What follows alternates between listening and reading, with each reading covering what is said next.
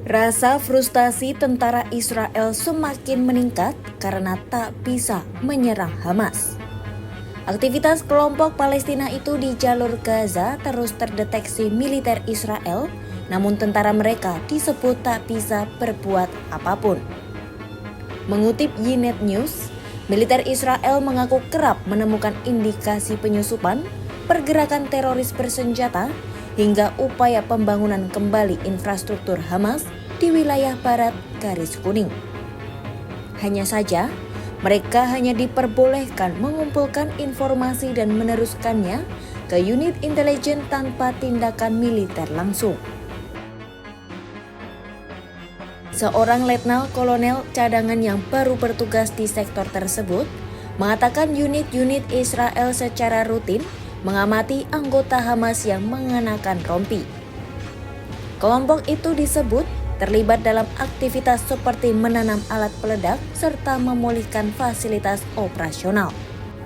Meski demikian, pasukan Israel dilarang melepaskan tembakan kecuali terhadap tersangka tertentu yang telah teridentifikasi dan hanya memperoleh persetujuan dari komando serta atasan.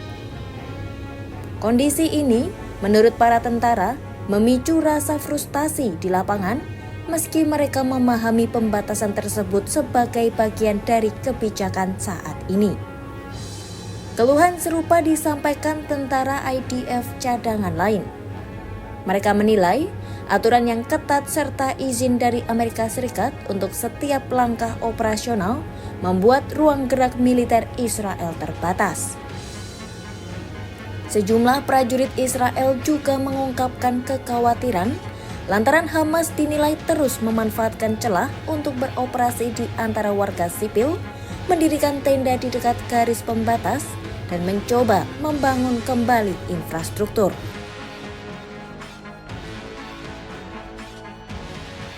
Sementara itu, penilaian militer menunjukkan para pemimpin senior Hamas masih bersembunyi dan mengendalikan operasi dari bawah tanah. Sedangkan operator tingkat bawah semakin terlihat di permukaan dengan menyamar sebagai warga sipil.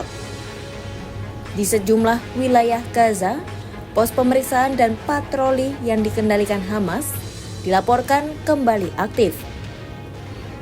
Pada saat yang sama, Hamas disebut memperoleh suntikan dana signifikan dengan memanfaatkan meningkatnya arus bantuan kemanusiaan yang masuk ke Gaza.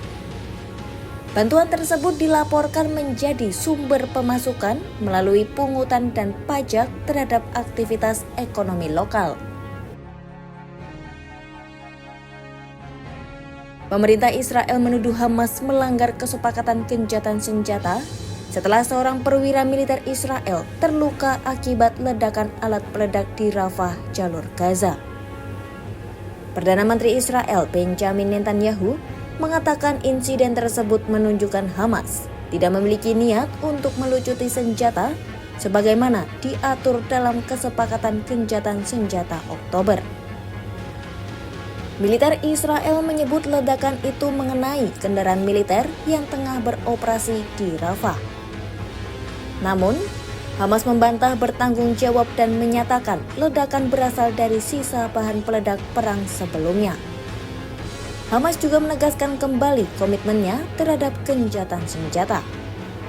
Sejauh ini, hanya fase pertama yang telah berlaku termasuk gencatan senjata, pembebasan sandera dan tahanan, serta penarikan sebagian pasukan Israel.